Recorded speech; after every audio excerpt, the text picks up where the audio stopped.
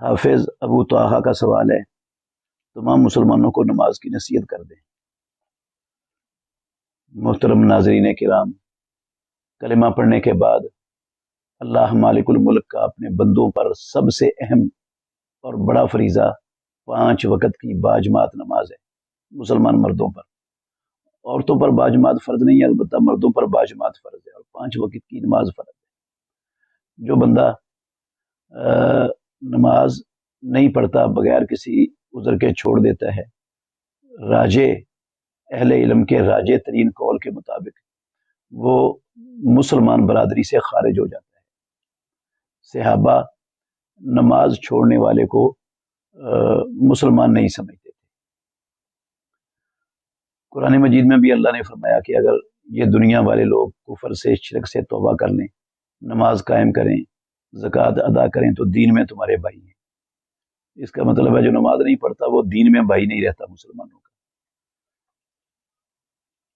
اور رسول اللہ صلی اللہ علیہ وسلم کی صحیح حدیث ہے، پیارے پیغمبر کی زبان سے نکلے ہوئے سچے الفاظ ہیں، صحیح مسلم میں، بین العبد و بین الکفر ترک الصلاۃ، بندے اور کافر کے درمیان نماز چھوڑنے کا فرق ہے۔ بڑا حساس مسئلہ ہے۔ قیامت والے دن سب سے پہلا سوال بندے سے حقوق نماز کا ہوگا، حقوق اللہ میں سے۔ اگر نماز میں پاس ہو گیا تو باقی سوالات میں بھی پاس ہو جائے گا، اگر نماز میں فیل ہے تو ہر چیز میں فیل ہو جائے گا۔